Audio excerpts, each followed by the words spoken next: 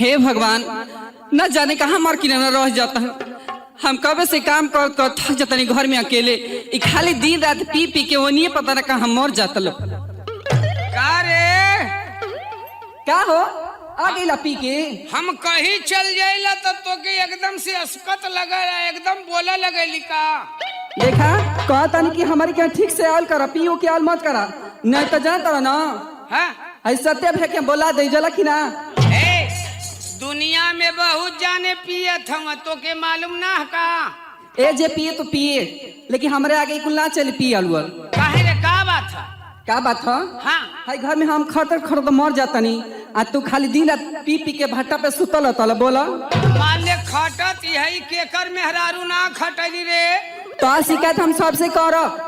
हाय sound वाला जोगिंदर भैया बाना ना, हाँ उन्हों से शिकायत करब। अच्छा। सत्य भैया से करब। हमारा अनिल कुमार बेंजी वाला उनको से शिकायत करब। अच्छा सबसे करबी?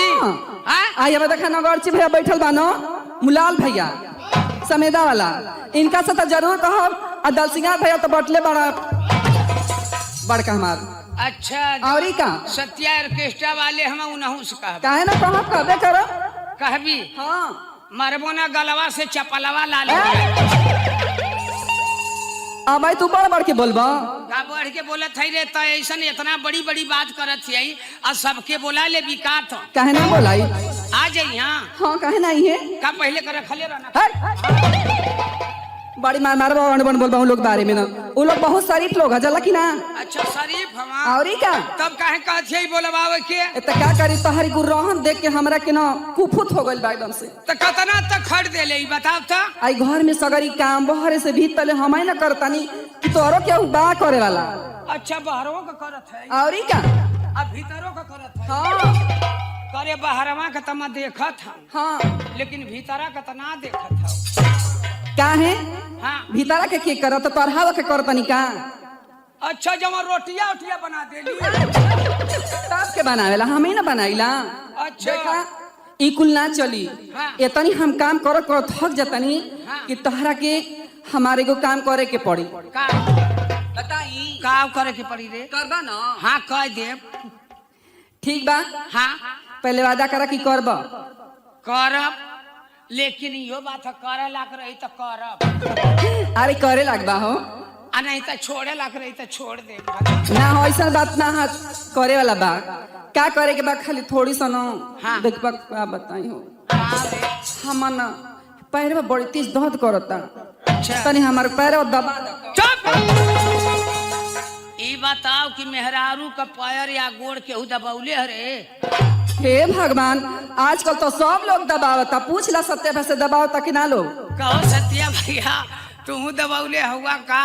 लड़ुआ आदमी नाना हवा ये मर्दावा। अरे साउंड वाला जोगिंदर भैया से पूछ लो। जोगिंदर भैया और का तू दबौले हवा का मेहरारू का गोड़? अरे भैया तू हरी ले तो बढ़िया, तब केहू रड़ुआ ना बा। ऐसे कहता उनका के ना कहे के। ऐसन बात है ना का? तू रड़ुआ ना हम मरद हम।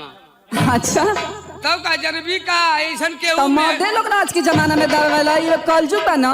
मेहरारू का गोड़ी लोग ना दबौले हम, मेहरारू ही ना लोग का गोड़ दबौले। अरे बाप रे बाप, ये उल्टा जमाना आज का चल गया बा। ये हमार राजा हर जो नहीं तो मरबो इतना मार भले यही जे पिटा जेबो तो का कर। तो तू हमार गोड़ ना दबाईबा? नहीं रे ना दबाईबा? ना दबाई तो ना दबाई। जाना तो ना तेरिया चली तो दइयो ना जलनो। आ तो से हम गोड़ दबवा ले तो हमसे देख मैं तो से बियाह कैले हूँ, अतमो से शादी कैले है। अरे पागल, बियाह शादी दोनों एके ना भाई? काहे ना दू ठे होला? अरे ये बता दू ठे ना भइले, एक ठे बियाहवा होला कि ना? अरे वही के बियाह वही के शादी कहल जाला। पहले होत रहे बियाह, फिर बाद में गौना होत रहे। गौना होत रहे? अरे पहले शादी रहे, आ पहले बियाह रहे। अब का होला? शादी विवाह। हाँ शादी बियाह। हाँ तो बियाह में का होला? सेनूर पहरावल जाला। आ शादी में क्या होला? शादी में पिटावल जाला। मुंह ना पिटावल जाला, बड़ी मार मार रोंड मन बोलवा जला की ना का अबे बोला सत्य भैया के जला की ना सत्या भैया हाँ हाँ सत्या भैया के बोले इबू ना हाँ तो कह दे थे ना कि तुम्हारे सतवा उनाऊ के हुआ लगा ए हाँ दबा ना दगड़ो ना दबाई रे कह देनी कि ना दबाई तो ना दबाई ना दबाई बा नहीं चला ठीक बा अगर हम कसम खातानी हाँ अगर असले बाप का बेटी हो हाँ असल बाप के बेटी हो हाँ तो तारा से गोड़ दबा असल बाप का बेटी हो हाँ तो हम हमार मेहरारू है कि ऐसा कहती और क्या कि असल बाप का बेटी हो हाँ तो तोसे गोड़ दबवा दे दबवा ले हो गुस्सिया के तो हम खुनसा के कहा था असले ससुरे का दामाद हो अच्छा तो तोर गोड़ ना दबाई ठीक बा हम जात हई हर जोता हाँ अत एक काम करी है कि लिट्टी में गोईठा लगा के लेके आई अरे पागल लिट्टी में गोईठा ना हाँ गोईठा चूल्ही में लगा के लिट्टी सेक के लेके आई हाँ अरे हाँ आ वही पे तोरा के एगो हई का होला बैगन होला ना हाँ ओकर चोखा बना ले आ ओहि पे एगो भड़ुआ मरचा ले ले ठीक है ठीक बना सुना तुहार पतोहिया तू घरे रहिया आ ऐसन की एक काम करिहा कि बाल बाल लहना गैया के खियैया आ निसुआ पर बैठ के अपन भदेली खजुआइया हे भगवान अब तो कसम तो हम खाइए ले ली लेकिन गोड़ दबाई तो कैसे दबाई मर किनौना से आ कुछ तो उपाय करे के पड़ी आ कहला खाना लेके आवा ठीक बा लेके चलते देखी कहाँ हर जोता था ना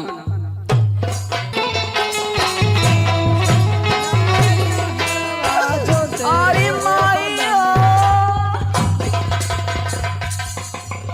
अरे बाप रे बाप अरे कार गैला अरे बाप रे बाप अरे माई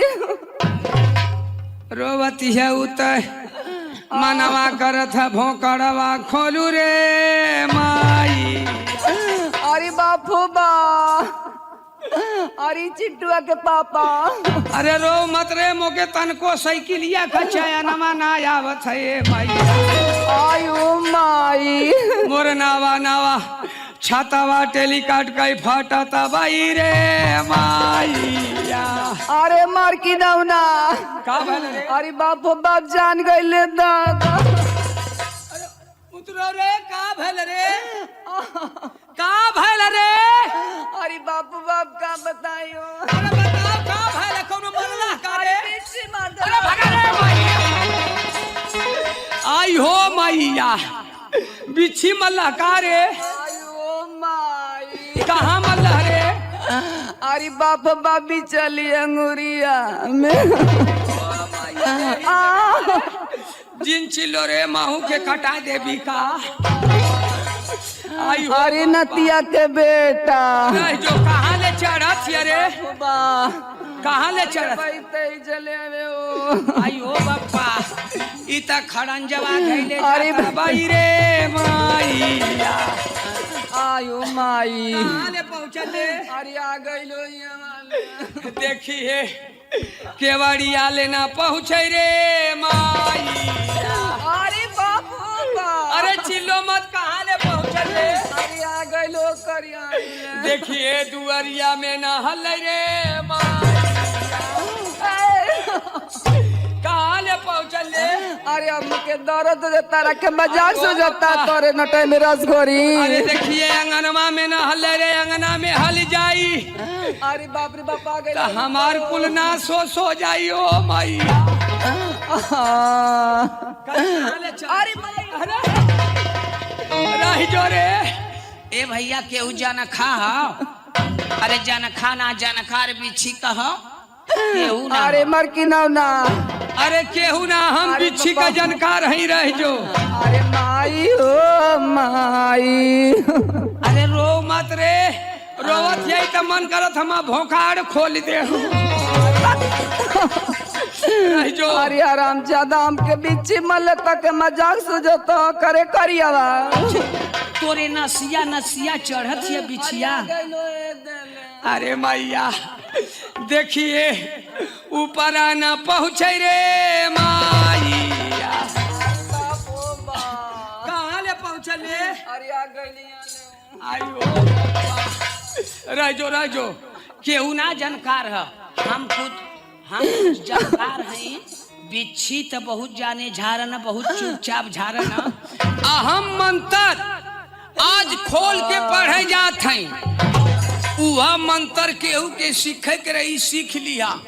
केहू के घर में केहू के बिच्छी मार दे तड़ोहा त पड़ोहा त ले जाए के अगवा रे पिछुआ रे कही कोली में झाड़ दिया फीटा फीट हो जाइए।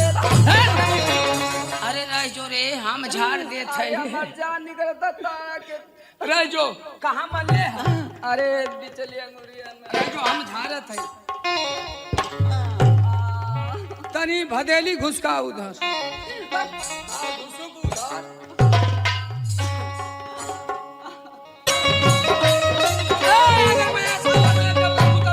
छुकाली मंत्रिया अंतर मंत्र जद छू रे